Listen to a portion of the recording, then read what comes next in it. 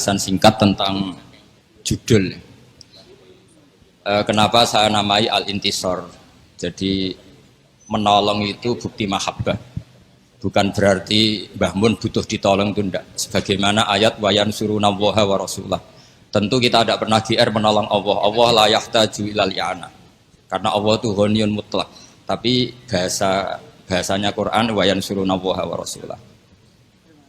Kemudian kenapa saya milih menjamakkan madzhab? Karena beliau punya madzhab fil tasawuf, punya madzhab fil fikih, punya madzhab fil istimaiyah. Sehingga masalah bahasa ini saya anggap cukup, meskipun nanti Anda kalau ngarang kitab ya ngarang sendiri, punya judul sendiri. Karena ini sudah saya patenkan, nanti malah saya gugat itu. Tapi begini, yang penting begini. Kenapa saya membahasakan Al-Intisor? Saya ini kan hidup di kota. Di kota itu banyak cara berpikir Islam ekstrim, termasuk yang berpikiran khilafah.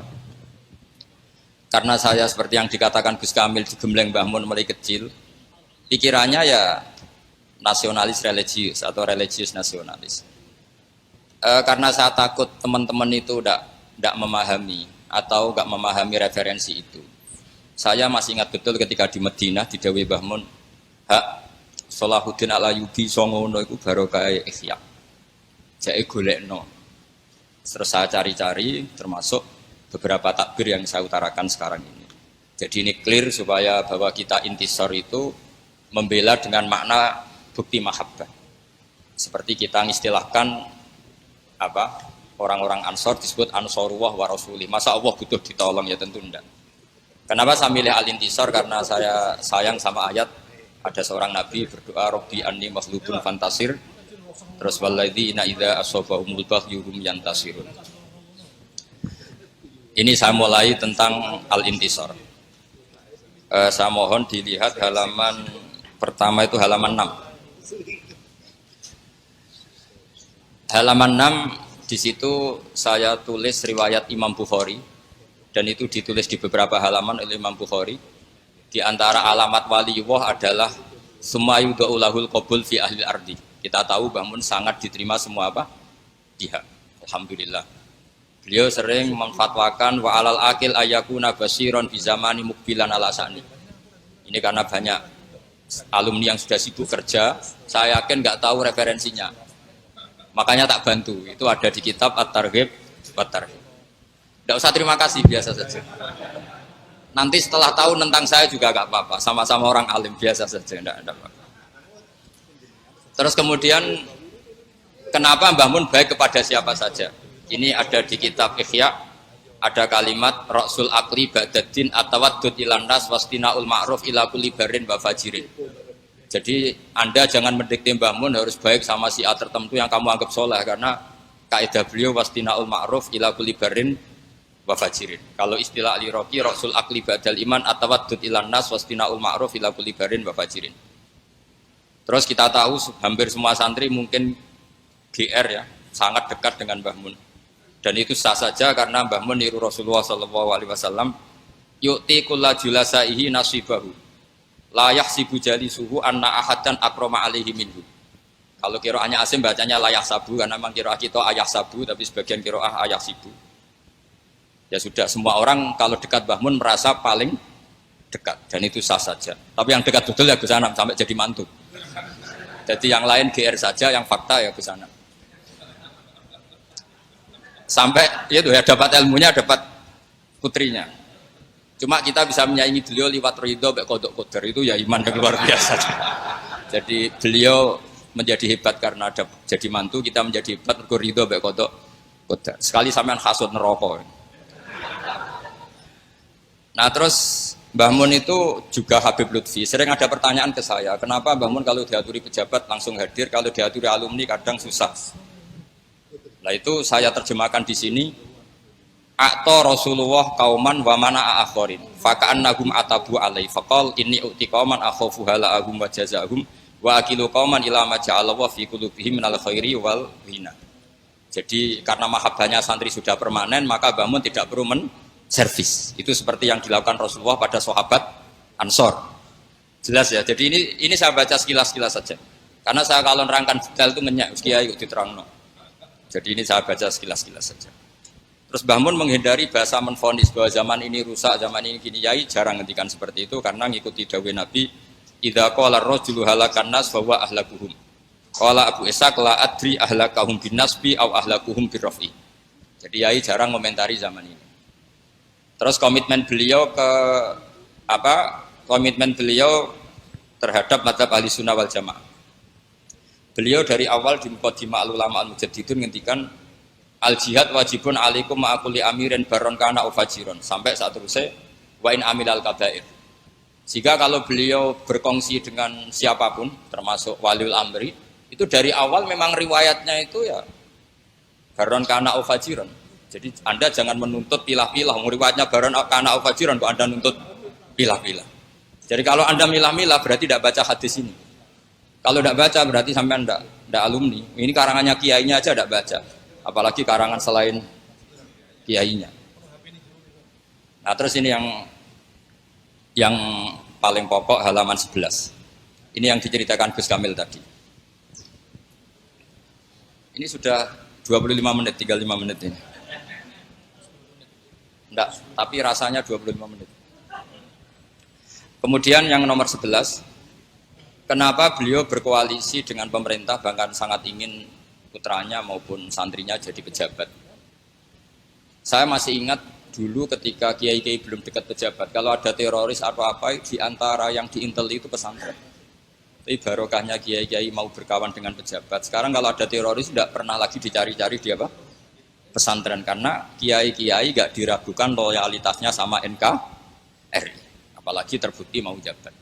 Maka di sini dikatakan Imam Ghazali wa amal izzu wal jah fa biyat faul insan an nafsi adzullah wa dhaima wa la yastaghni anhu muslimun. Jadi orang harus punya pangkat atau bermitaan sama orang yang punya pangkat supaya keagamaannya tidak terganggu. Gampangannya ya masa orang fasik kadang punya backing aparat, tentu oknum, masa yang orang soleh tidak punya backing apa? Pejabat.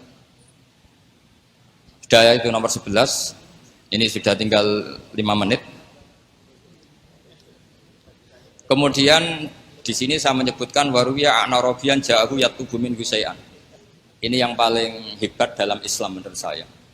Ada seorang bedui minta sesuatu sama Nabi karena Nabi itu tidak orang kaya raya, meskipun sangat sakhot, tapi kan tidak kaya raya, ngasih itu nggak memuaskan. Orang Arabi ini menggerutu. Ketika menggerutu, sahabat ingin bunuh Arabi ini karena dianggap kurang sopan sama Rasulullah SAW. Tapi uniknya Nabi minta Arabi tadi ke rumah atau Nabi yang masuk rumah dikasih banyak, kemudian puas. Ketika puas kata Nabi, kamu harus ngomong ke mereka kalau kamu puas supaya sahabat saya tidak dongkol sama kamu. Oke ya Rasulullah, saya bilang ke mereka. Ketika bilang ke mereka kata Nabi, ibarat saya ngerawat umat itu kayak seorang yang punya unta ngerawat unta yang sedang liar. Kalau dibantu orang lain malah liar. Kiai juga gitu. Kiai itu paling sabar ngerumat umat. Kalau orang lain yang tidak kiai ngerumat umat itu tambah kacau. Latihan tobat dianggap kafir, latihan sholat dianggap rasah. Latihan ngaji ora paham pokok kitab, soalnya cangkem melek terus. Tapi barokahnya kiai-kiai telaten itu unta yang liar saja menjadi terken. Artinya semua kiai tentu pilihannya sabar.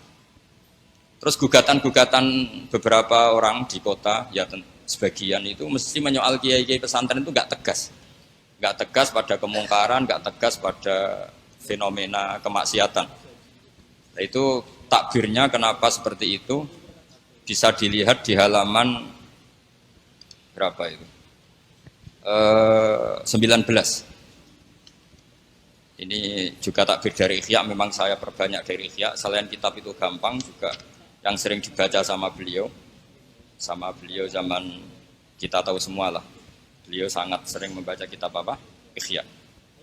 Jadi tidak semua sahabat, saya baca ya. Wassahabatu makanu yahjuruna bil kulliyah bal kanu munqasimina fihim ilaman yakhridul qawla alaihi wa yuzirul bukhdala wa ilaman yuridu anhu wa la yata'aradullah wa ilaman yang yuri ilaihi bi ainir rahmah wa la yu'athirul muqata'ah wa taba'ud. Jadi tidak semua sahabat ketika melihat kemungkaran tegas. Ada yang melihat sahibul mungkar tadi atau murtakibul mungkar tadi dengan ainir rahmah, tapi tentu dengan cita-cita ingin membenahi. Dan Mbah Mun sering masyhur kan, beliau sering dalil laisa laka minal amri syai'un aw yatuba alaihim aw yu'adzibahum fa innahum dzalimun. Karena manusia itu sesuatu yang tidak permanen. Yang sekarang soleh bisa suatu saat fasik, yang sekarang fasik bisa suatu saat soleh. Sehingga pilihan tegas itu nggak pas. Yang ditegasi aja nggak konsisten kok kita tegas. Itu pilihan Mbah Mun. Nah kemudian pilihan ini kita sahkan, maksudnya kita sahkan secara argumentasi kita bela, karena ada riwayat hadis tadi ada seorang soleh, sodako malah dikasihkan zaniyah. Jadi gunjingan kan, tapi beliau terbentikan alhamdulillah ala kulli hal, alhamdulillah ala sarikin wa ala zaniyatin dan seterusnya.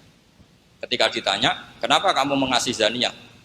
Semoga orang zina itu kan nyari uang, ya sudah tak kasih uang biar gak zina. Begitu juga maling, sampai jadi copet karena nyari uang, tak kasih uang tapi tidak bisa nyopet. Andaikan yang seperti itu tidak orang soleh, pasti ngasih seperti itu ya pesen servisnya kan. Makanya ukurannya itu soleh dulu. Ukurannya itu apa? Soleh dulu. Jadi kalau sudah soleh melakukan apa saja insya Allah terukur. Termasuk misalnya terpaksa muamalah ma'al fusak.